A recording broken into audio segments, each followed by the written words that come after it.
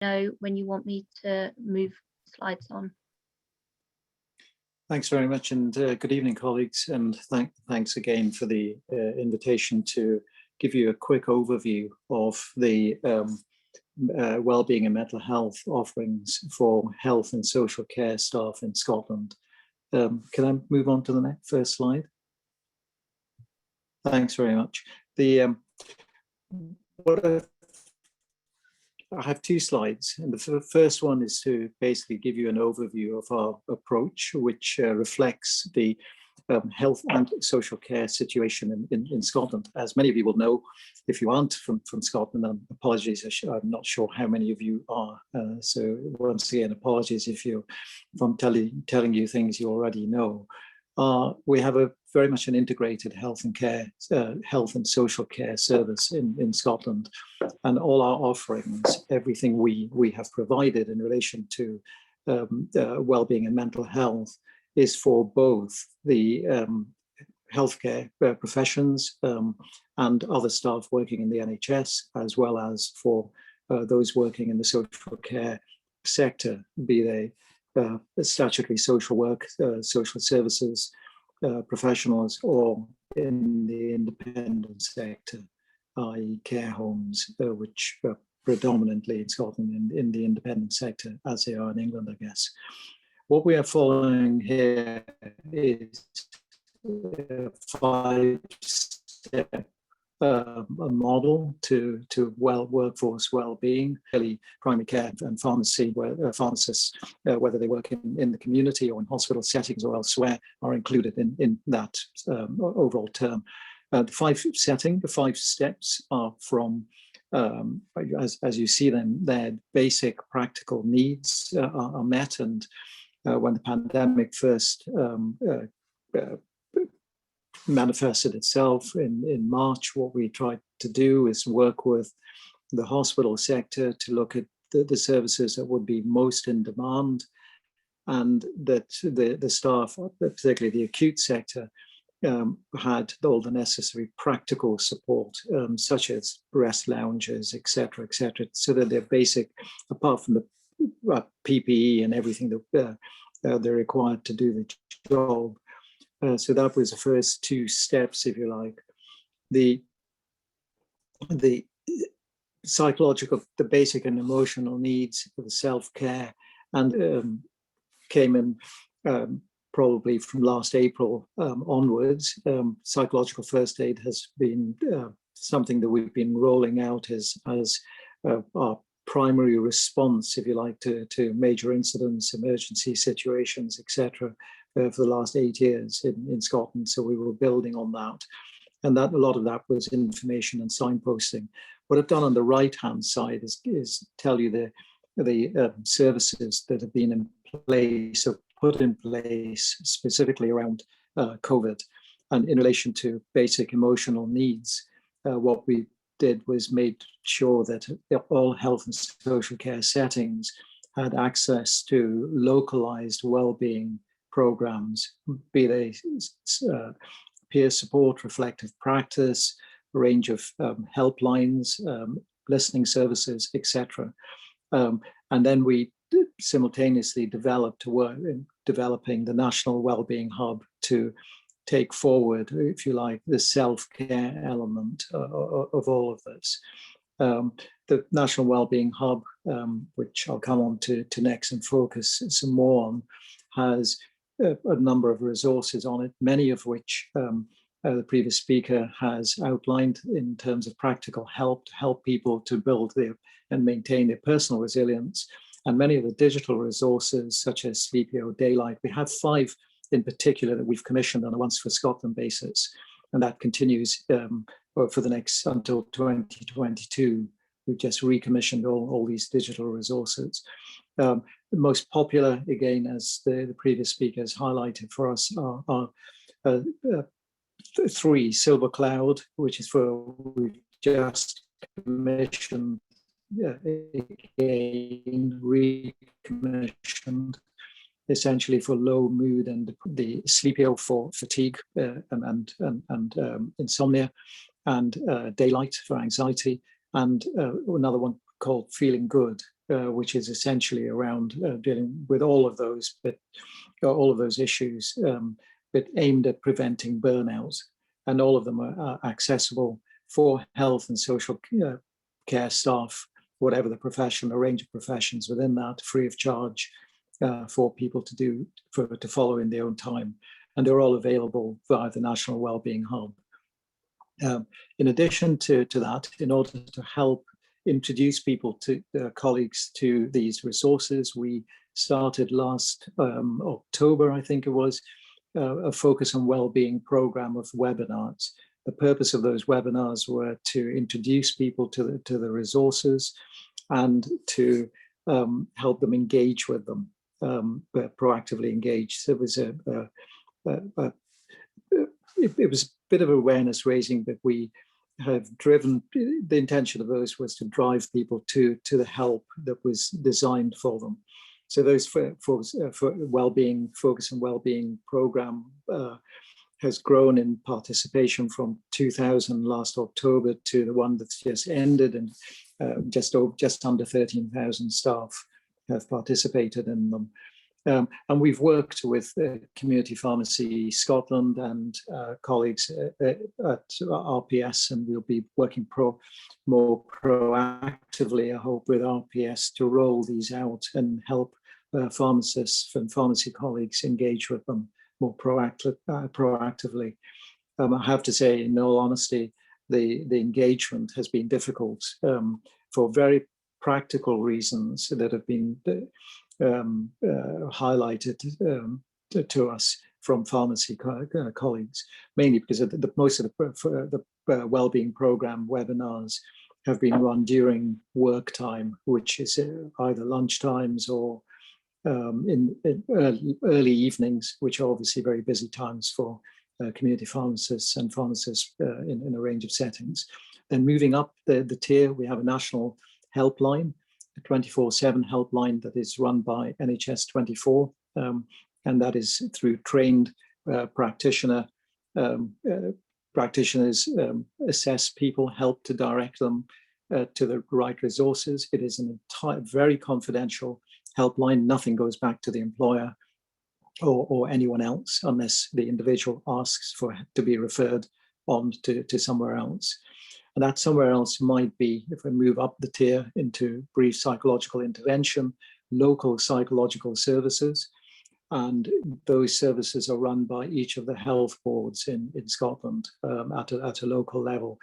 If, for example, somebody asked if they were from the local area and didn't want to be seen by their local service, arrangements are in place for them to be cross-referred or engage with a psychology service in another part of the country, a neighbouring health authority or somewhere else.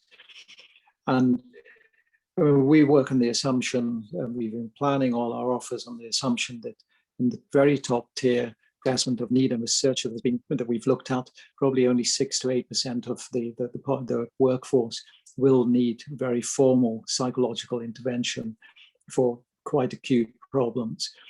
But that doesn't mean that we don't want to provide that service. We do provide that service, and we want people to engage with the help that they need or feel they need at an early stage.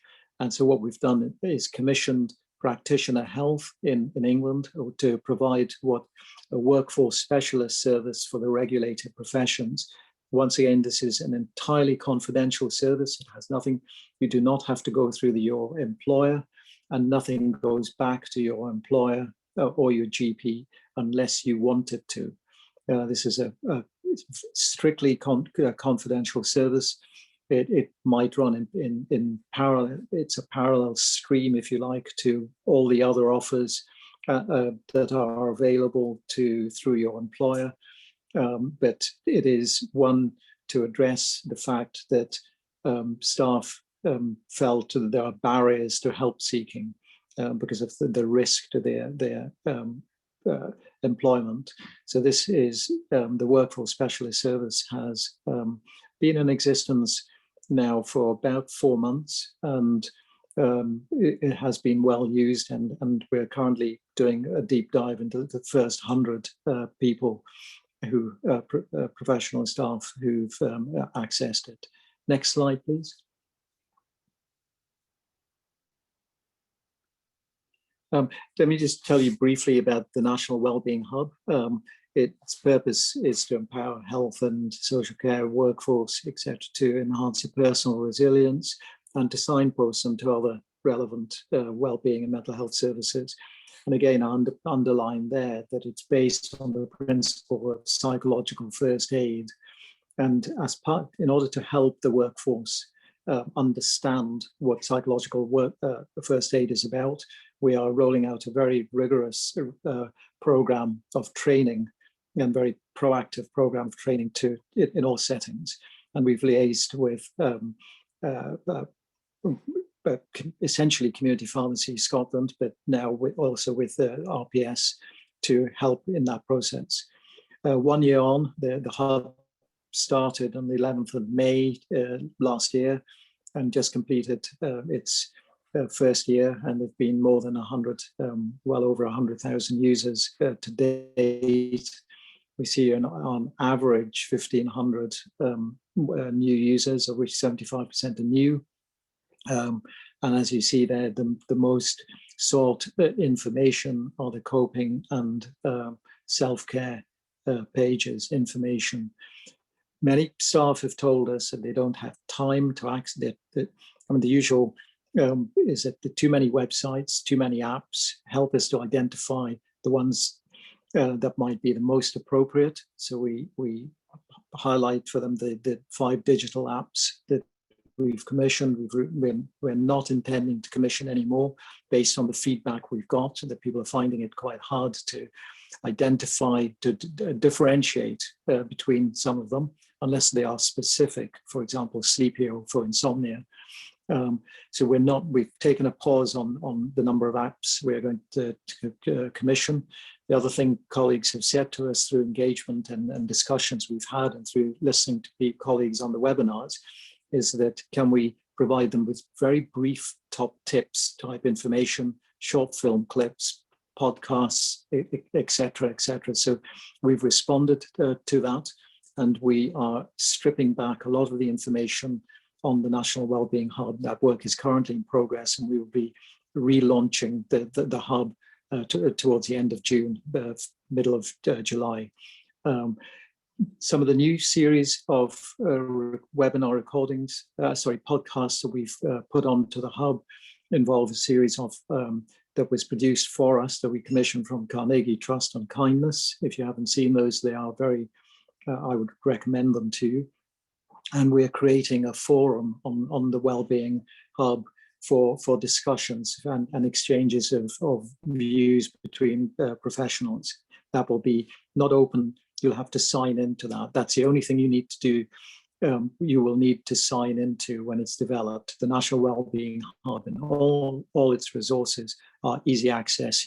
Everyone, all health and social care professionals can access all the resources, and others can access all the resources without any sort of tiers or any credentials, information having to be put in to that.